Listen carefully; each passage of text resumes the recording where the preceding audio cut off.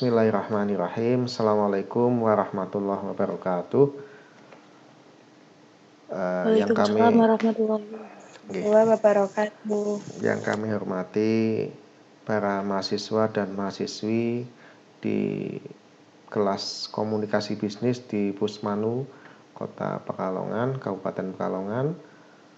Untuk malam ini kita akan membahas materi terkait komunikasi bisnis. Kemudian ini adalah kali pertama kita melakukan perkuliahan, sehingga apa yang sebaiknya kita lakukan adalah perkenalan terlebih dahulu. Jadi nanti pertama adalah saya akan memperkenalkan diri, kemudian bisnis yang saya ampu. Yang pertama adalah attitude atau sikap dari sisi tampilan, pakaian, kemudian kesopanan, itu kita nilai 5%. Kemudian tugas, ini tugas Mas dan Mbak ini porsinya lumayan besar, memang sengaja kita besarkan. Kenapa? Karena mahasiswa itu bukan sebagai follower, tapi dia harus bisa di depan. Artinya lebih aktif, bukan hanya sebagai pendengar yang pasif. Tugas 30%, kemudian ujian tengah semester itu adalah 30%, kemudian ujian akhir semester adalah 35%. Ini adalah skema penilaian di materi kuliah, mata kuliah komunikasi bisnis yang saya ampu. Selanjutnya adalah, sama halnya sebagaimana kita berkenalan, apabila tidak kenal maka tidak bisa memahami maksud dan tujuan. Sebelum kita masuk jauh terkait dengan komunikasi bisnis, perlu kita pahami bersama apa sih sebenarnya yang dimaksud dengan komunikasi bisnis. Komunikasi bisnis, kita tahu bahwa yang namanya komunikasi itu adalah syaratnya adalah ada dua. Komunikasi itu syaratnya adalah ada dua. Satu adalah pemberi berita, yang kedua adalah pendengar berita. Tidak mungkin kita bisa hanya melakukan komunikasi yang bersifat satu arah. Komunikasi pasti, namanya komunikasi pasti ada dua arah. Satu adalah dari sisi pemberi berita, kemudian yang lain adalah sebagai penerima berita atau pendengar. Kemudian bisnis itu adalah suatu hal atau kegiatan, aktivitas apapun yang pada prinsipnya bertujuan untuk memperoleh keuntungan. Itu adalah bisnis. Sehingga komunikasi bisnis adalah komunikasi yang diterapkan pada bidang bisnis tentunya. Jadi konteksnya adalah pada bidang bisnis. Kenapa hanya kita batasi bisnis? Karena Mas dan Mbak di sini konsentrasinya adalah sebagai mahasiswa akuntansi. Beda cerita kalau misalkan Bapak Ibu itu sebagai sarjana hukum ataupun sarjana agama. Maka komunikasi yang lebih ditekankan mungkin pada sisi kayak dakwah, kemudian bagaimana kita handle komplain, kemudian menghandle serangan dari pihak lawan dan sebagainya. Tetapi pada sisi ini definisi komunikasi bisnis namanya saja adalah komunikasi bisnis. Komunikasi tadi adalah satu memberi berita dan yang lainnya adalah menerima berita. Kemudian bisnis adalah kegiatan yang bersifat untuk mencari keuntungan. Sehingga definisi komunikasi bisnis yang pertama ada beberapa kriteria. Pertama adalah komunikasi yang diterapkan pada bidang bisnis. Oke, tentunya. Contohnya apa? Seperti rapat.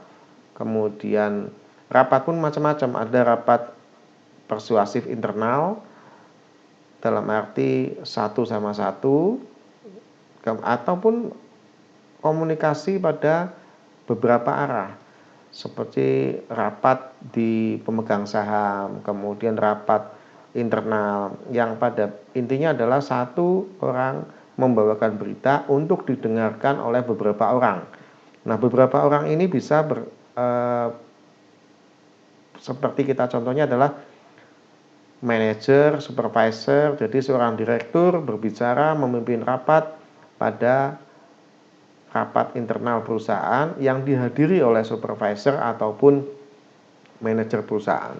Kemudian yang kedua, karakteristik yang kedua adalah ada proses interaksi. Ada proses interaksi di dalam bisnis tersebut. Artinya apa? Komunikasi itu terjalin secara baik. Tidak seperti halnya orang pidato atau orang khutbah, tetapi dia berbicara, tetapi tanpa ada feedback yang dari pendengar. Justru yang paling utama diharapkan dari komunikasi bisnis adalah komunikasi dua arah. Satu orang menyampaikan berita, beberapa orang yang lain ini menangkap berita. Nah, kita tahunya bagaimana ini? Si pemberi berita ini bahwa pesan yang disampaikan itu adalah baik dan telah tersampaikan. Nah, syarat berita yang baik adalah, syarat memberi pesan yang baik, syarat komunikasi yang baik adalah pesan yang diberikan, maksud atas pesan tersebut dimengerti dengan arti yang sama oleh pendengar. Artinya apabila saya matur ini, saya akan pergi ke lapangan. Mungkin bagi pendengar akan bilang, lapangan apa? Apakah lapangan dan sebagainya. Tetapi kalau misalkan kita dalam dunia bisnis, saya akan pergi ke lapangan. Bisa jadi saya akan pergi ke toko. Saya akan pergi ke mitra usaha saya. Artinya apa? Kita ingin melihat lapangan bisnis yang sebenarnya. Tetapi apabila kita bicara seperti itu kemudian orang lain tidak bisa menerima pesan yang kita tegaskan, maka bisa dimungkinkan, oh Pak Muksin mau pergi ke lapangan sepak bola, oh mau ke lapangan basket. Padahal yang saya maksud adalah lapangan ini adalah lapangan bisnis berupa kunjungan ke toko, kunjungan ke supplier, kunjungan ke mitra-mitra bisnis. Itu maksudnya. Sehingga perlu ada proses interaksi. Interaksi dibuktikan dengan apa? Adanya feedback. Ada yang memberi berita, kemudian ditanyakan kembali atau mungkin feedbacknya. Oh Pak Muksin mau ke lapangan mana? Nah itu artinya si pendengar belum jelas, tidak memahami maksud atas pesan yang kita sampaikan. Sehingga saya juga perlu harus memberikan klarifikasi atau konfirmasi bahwa pesan yang saya sampaikan bukan lapangan sepak bola, tetapi adalah lapangan bisnis real. Apakah itu berupa toko, mitra, dan sebagainya. Kemudian yang ketiga adalah proses interaksi antara perusahaan dengan lembaga lain. Jadi komunikasi bisnis ini tidak hanya bersifat individu to individu. Bisa juga individu ini mewakili perusahaan atau mewakili grup perusahaan pada saat rapat dengan unit usaha yang lain. Contoh, Bu Lili itu sebagai direktur PT A, kemudian Bu Rizka sebagai direktur PT B. Saat berkomunikasi dua arah untuk menjalin tender atau menjalin kerjasama, Bu Rizka ini sebagai mewakili perusahaan B, sedangkan Bu Lili mewakili perusahaan A. Nah, komunikasi ini bukan komunikasi individu lagi Bapak Ibu, tetapi adalah komunikasi antar perusahaan bisnis. Jadi Bu Lili mewakili perusahaan A, Bu Rizka mewakili perusahaan B. Tetapi dalam konteks rapat tidak ada lagi namanya Bu Rizka atau Bu Lili. Yang ada nanti adalah perusahaan A dan perusahaan B sedang menjalin komunikasi bisnis dan diwakili oleh masing-masing direkturnya. Itu maksudnya. Sehingga komunikasi bisnis sifat atau kriterianya yang pertama adalah komunikasi yang diterapkan dalam bidang bisnis. Oke. Komunikasi yang terjadi ada proses interaksi antara si pemberi berita dan si pendengar. Kemudian yang ketiga, tidak harus individu secara personal, tetapi bisa juga ada proses interaksi antara individu yang mewakili perusahaan. Sehingga bisa diasumsikan bahwa hubungan komunikasi antara perusahaan satu dengan perusahaan lain yang diwakili oleh individu-individu. Itu mungkin yang dimaksud dengan definisi komunikasi bisnis. Jadi kita belajar di sini lebih dominan pada komunikasi dalam konteks bisnis. Yang berikutnya adalah jenis-jenis komunikasi. Komunikasi kita kenal seperti saya ini. Saya berbicara di depan audiens. Audiensnya adalah kebetulan mahasiswa dan mahasiswi Pusmanu. Nah, saat saya mengatur seperti ini, saat saya bicara seperti ini, saat saya ngajar seperti ini, Bapak Ibu otomatis akan mendengar suara saya, akan melihat saya, akan melihat slide yang saya sajikan, kemudian harapan saya, apa yang saya sampaikan, slide yang saya sampaikan, bisa dipahami, dimengerti oleh Bapak Ibu sebagai audiens secara baik, nanti terbukti dari feedback yang Bapak Ibu sampaikan ke saya. Dalam bentuk apa? Dalam bentuk diskusi. Nah, media komunikasi ada dua macam. Satu secara verbal, dan dua adalah secara non-verbal. Secara verbal itu adalah saya melihat, saya mendengar, saya menulis, dan saya berbicara menggunakan konsep verbal. Tetapi kalau misalkan konsep komunikasi non-verbal itu adalah komunikasi tanpa menggunakan bicara, tanpa menggunakan tulisan, tanpa menggunakan pendengaran dan sebagainya, tetapi lebih didominasi pada body language atau bahasa tubuh. Contoh, adakah yang sudah punya keluarga, Bapak Ibu, atau masih pada single? Halo? Single, Pak. Alhamdulillah. Sudah punya pacar semua ya? Ada yang sudah punya pacar? Ada? Alhamdulillah, Pak. Alhamdulillah, oke. Sekarang kalau mbaknya misalkan diberi kado ulang tahun oleh sang pacar. Diberi kado ulang tahun sang pacar, kebetulan mbaknya pinginnya jam Alexander Christie yang harganya 2,5 juta. Kemudian pas ulang tahun tiba-tiba sang pacar datang dan membawa hadiah. Kemudian saat dibuka oleh mbaknya ternyata dilihat, wah ternyata jamnya Alexander Christie sesuai yang diharapkan oleh mbaknya.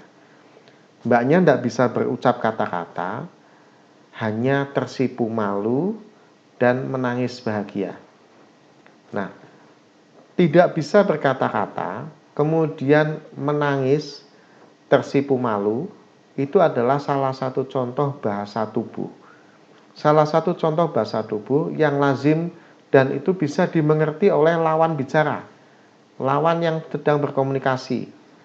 Misal contoh lagi, bayangkan pada saat rapat bisnis dengan direktur dan manajer, kemudian Bapak Ibu dari rumah berangkat sudah banyak masalah keluarga, sehingga pada saat rapat muka Bapak Ibu kucel, kemudian tidak sumringah, terkesan kejam.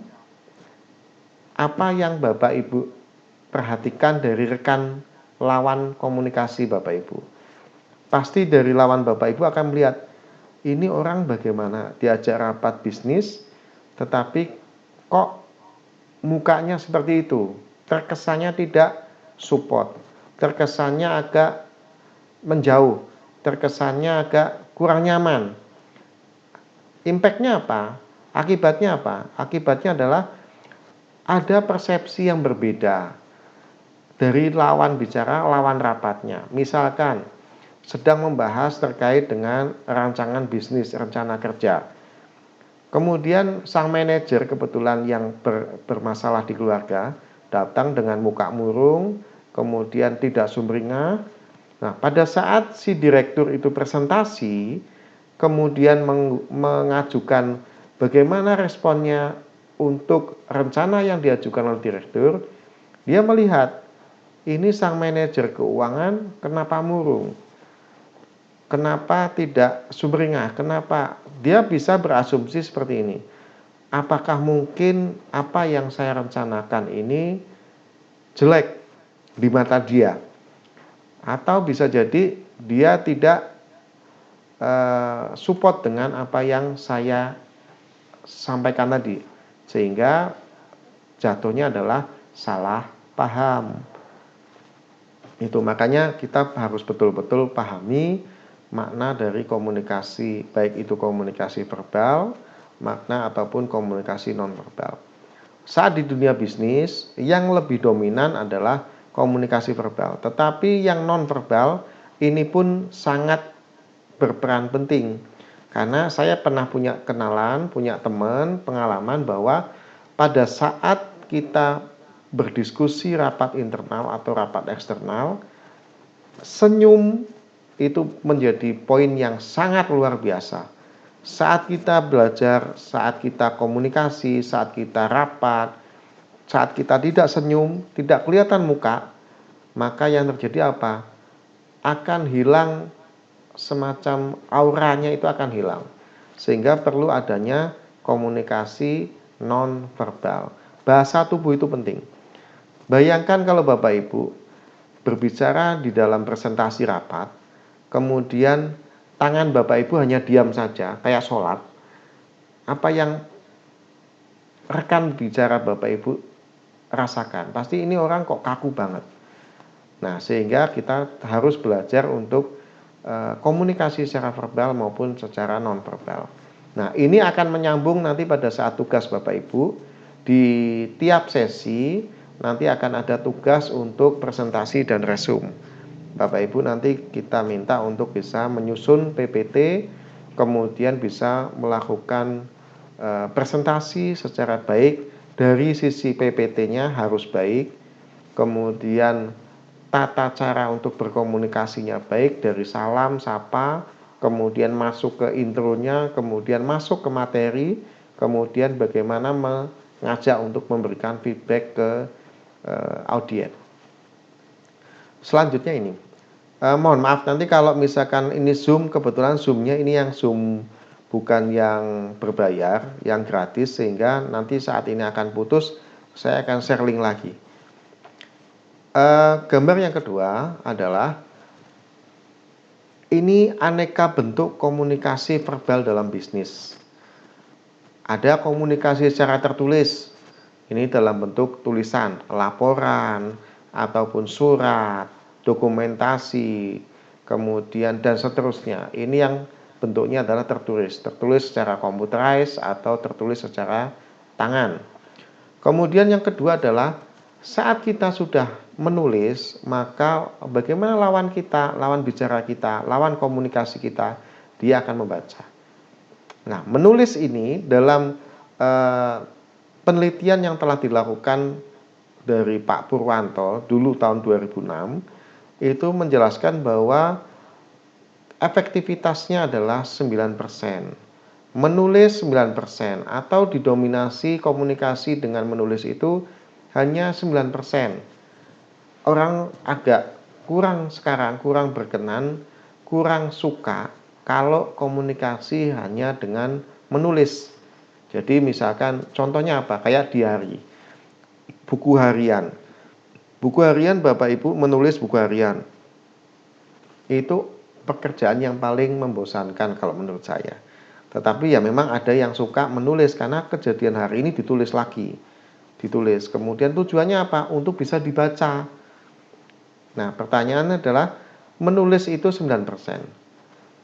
Kemudian membaca ini 16%. Berbicara 30%. Sedangkan mendengarkan 45%. Kelihatan di sini Bapak Ibu. Orang lebih suka mendengarkan 45%.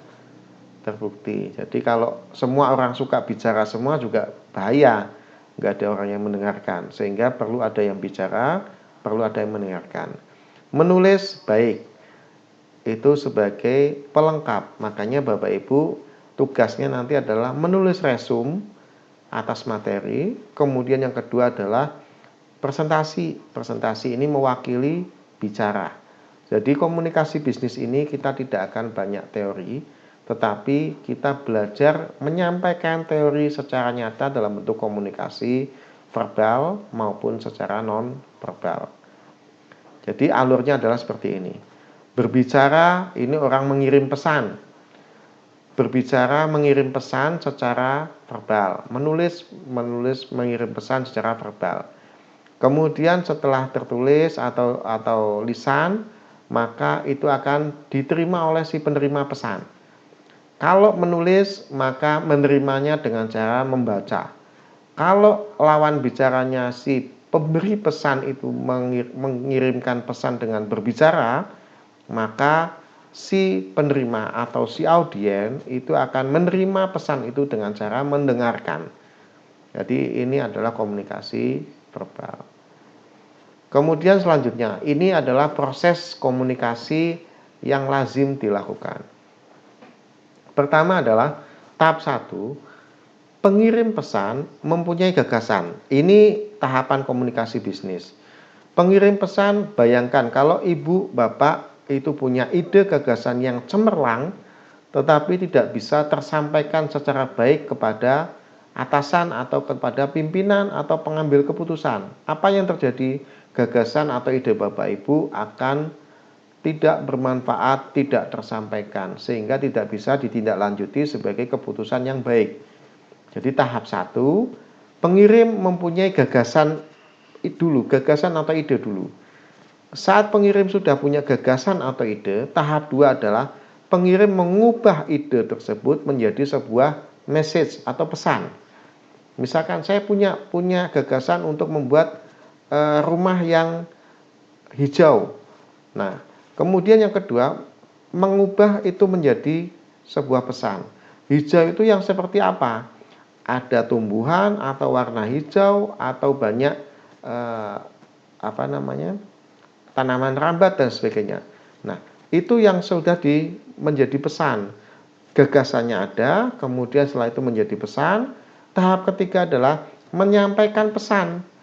Jadi pesan yang tadi Bapak Ibu sampaikan, bahwa ini rumah ada tumbuhannya, warnanya hijau, kemudian banyak tanaman rambat, itu disampaikan.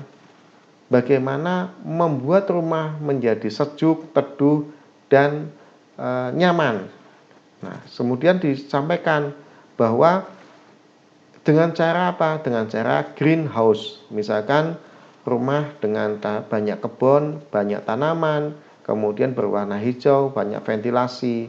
Nah, ini disampaikan kepada penerima.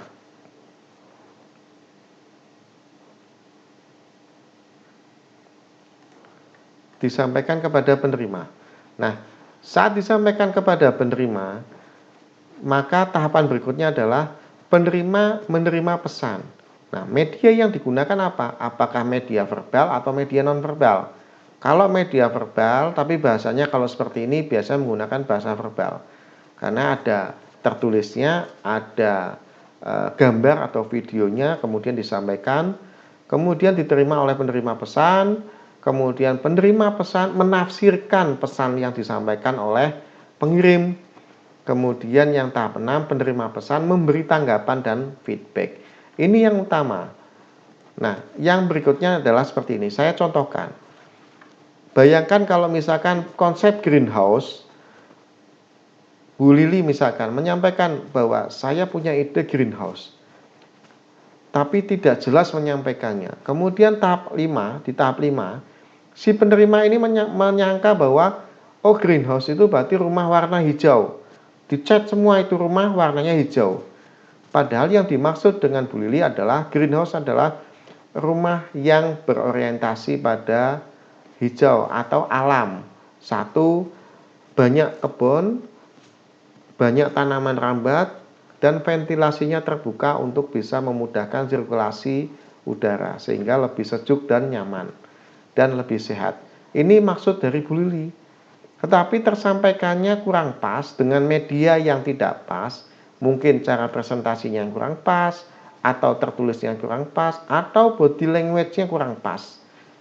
Sehingga penerima menafsirkan pesan tersebut sebagai pesan yang berbeda atau persepsinya berbeda.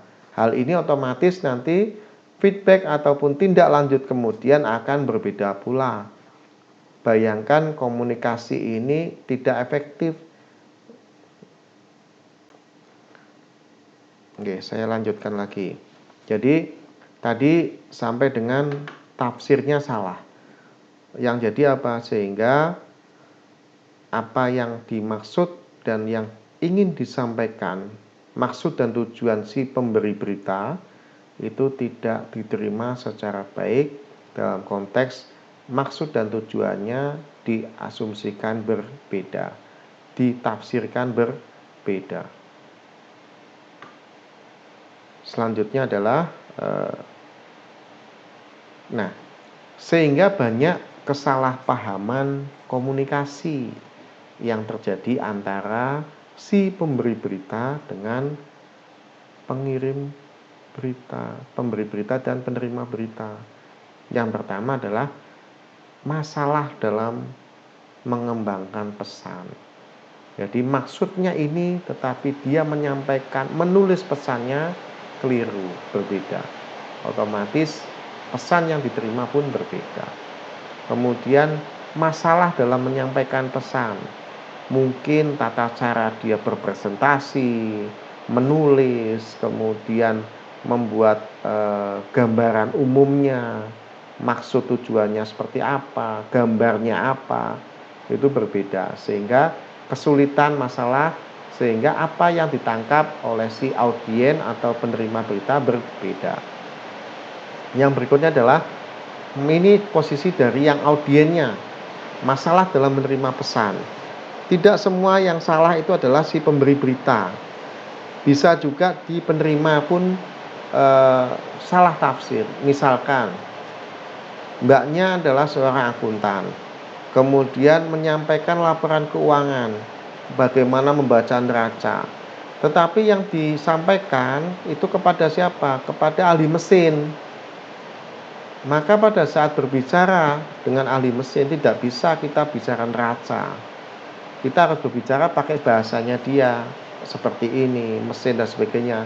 Tetap tidak bisa. Kalau kita mau memberikan pengertian bagaimana akuntansi, bagaimana komunikasi dan sebagainya, komunikasi bisnis kepada ahli mesin, ya kita bicara dengan metode mereka, tidak dengan metode kita. Karena yang lebih paham, karena niat kita adalah bukan untuk memahamkan kita, tetapi ingin memahamkan rekan yang kita ajak bicara supaya paham maksud dan tujuan kita. Nah, itu maka kita harus belajar, kita menempatkan posisi kalau saya menjadi dia, dan dia nanti akan menerima pesan saya seperti apa. Kemudian yang berikutnya adalah masalah dalam menafsirkan pesan. Maka dalam komunikasi, hindari pesan-pesan atau kalimat-kalimat yang multitafsir. Jadi banyak kalimat-kalimat yang kadang ditafsirkan lain. Itu mungkin dihindari. Perjelas kata-kata, kalimat, dan to the point. Jangan terlalu banyak basa-basi, tetapi langsung to the point. Itu akan lebih menghindarkan salah tafsir. Kemudian perbedaan latar belakang. Ini salah satu contohnya adalah yang satu ahli mesin, yang satu keuangan. Maka tidak ketemu ngomongnya. Perlu disamakan persepsinya. Kita mau bicara dari pakai bahasa apa ini? Bahasa mesin, ya otomatis kita pakai paparan atau metode dengan dasar permesinan. Yang keenam adalah perbedaan penafsiran kata. Ini nyambung yang tadi di poin 4, bahwa hindari kata-kata yang multi tafsir. Kemudian perbedaan reaksi emosional. Nah, ini kadang seperti ini Bapak Ibu. Saat Bapak Ibu itu melakukan presentasi, kemudian harapan Bapak Ibu ini adalah bahwa ini harus diterima apa yang menjadi gagasan saya. Ternyata oleh si pendengar itu tidak dianggap sebagai hal yang baik. Sehingga si pendengar bilang, alah, gagasan seperti itu aja kenapa dipresentasikan. Nah, Saat ada reaksi emosional seperti itu, Bapak Ibu tidak boleh terpancing. Jadi tetap harus cooling down, artinya harus santai, tetap semua harus kendalikan. Jangan sampai kita over control, lepas kontrol, sehingga saat ada reaksi emosional kita juga terpancing menjadi emosional. Itu sangat-sangat dihindari dan jangan sampai terjadi hal seperti itu dalam presentasi. Kita lihat banyak di televisi saat rapat dewan DPR ataupun rapat di karyawan, di serikat karyawan, saat ada yang menyampaikan kemudian ditanggapi panas dan sebagainya, yang terjadi apa? Yang terakhir adalah gontok-gontokan. Dan kita yang melihat itu justru akan menjadi malu sendiri. Kenapa kok orang dengan predikat yang baik, kenapa bisa sampai dengan itu? Kembali lagi, karena apa? Karena ada sisi emosional, ada hati yang bicara. Saat orang sudah disentuh hatinya, kemudian tidak puas dan dia sakit, otomatis dia akan mengungkapkan keluar. Makanya si pemberi berita atau si pemberi pesan harapannya lebih wise, lebih bijaksana, lebih sabar dalam menghadapi reaksi emosional si penerima berita. Selanjutnya adalah ini perbaikan untuk komunikasi. Bagaimana cara kita memperbaiki komunikasi untuk menghindari tadi salah paham komunikasi tadi. Yang pertama adalah kita harus menyamakan persepsinya dulu. Persepsi apa? Maksud dan tujuan yang akan kita sampaikan itu betul-betul disampaikan secara jelas, lugas, tuntas. Jangan sampai ada yang menggantung, supaya persepsi yang kita maksud, tujuan yang kita maksud untuk disampaikan bisa diterima oleh audiens secara baik, jelas, dan sama. Kata kuncinya adalah persepsinya sama. Yang kedua adalah tepat. Bagaimana kita menyampaikan secara tepat dengan media yang tepat? Kalau misalkan menggunakan PowerPoint, gunakan PowerPoint secara tepat. Namanya saja adalah PowerPoint. Maka yang disampaikan dalam PowerPoint adalah hanya poin-poin utamanya. Bukan kita copy paste di dalam artikel, kemudian kita pastekan di situ. Tetapi kita poin-poin utamanya. Contoh, persepsi, ya kita tulis persepsi. Yang kita tekankan adalah persepsi seperti ini. Tepat apanya? Tepat media yang digunakan. Tepat waktunya. Misalkan contoh, kayak kuliah misalkan malam ini. Kita di dalam perkuliahan atau dalam metode pembelajaran, kita tidak ada waktu untuk harus memilih misalkan pagi, siang, dan sebagainya. Ilmu itu tidak akan bisa datang tanpa kita ambil. Jadi kalau memang Bapak Ibu berminat dan niat dengan sesungguh hati, kapanpun waktunya itu harus bisa diperoleh dan harus tetap semangat. Jangan melihat ini kuliah kok jam 10 misalkan 10 malam. Saya pernah juga rapat sampai pagi Bapak Ibu, sehingga tidak bisa kita menghindari yang namanya ketepatan atas waktu penyampaian, ketepatan atas media. Karena bisa jadi waktu yang kita ambil ini adalah waktu yang baik. Waktu kalau misalnya kita tunda besok, belum tentu ilmu itu akan datang besok. Jadi kadang kita harus berupaya untuk memperoleh ketepatan dari sisi waktu ataupun media yang digunakan ataupun pemberi informasi maupun penerima informasi pun harus tepat sasaran. Contoh, Bapak Ibu mau menyampaikan sosialisasi vaksin COVID. Maka yang perlu Bapak Ibu sampaikan apa? Hadirinnya siapa? Pesertanya siapa? Kemudian siapa yang akan memberikan materi? Kalau yang memberikan materi terkait dengan vaksin COVID adalah seorang akuntan, ya pasti nggak mungkin didengarkan oleh si audiens. Tetapi kalau yang mendengarkan itu adalah dokter, pasti akan mendengarkan. Sehingga tepat siapa yang memberi informasi, tepat siapa yang menyampaikan, tepat yang menerima audiennya siapa, kemudian medianya tepat, kemudian waktunya tepat, insya Allah informasi yang berupa pesan-pesan yang baik, ide-ide yang baik akan bisa lebih diterima. Kemudian kredibilitas. Nah, kredibilitas ini adalah siapa pemberi pesan. Sehingga orang itu kadang gini Bapak Ibu.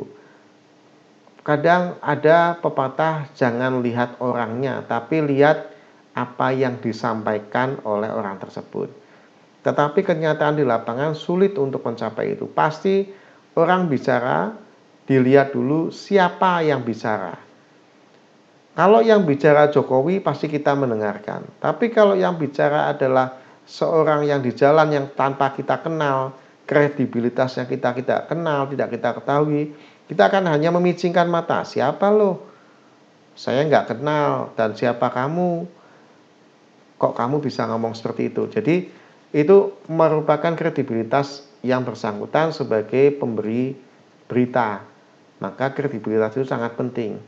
Kemudian pengendalian. Nah, pengendalian di sini banyak macamnya, ragamnya Ibu. Jadi satu, saat kita di depan umum, maka pengendalian body language badan, kemudian tata bicara, emosi kita itu harus betul-betul tertata, rajin. Bayangkan kalau misalkan orang baru bicara di depan, kemudian body language-nya sudah usap-usap keringat, kemudian macam-macam garu-garu dan sebagainya.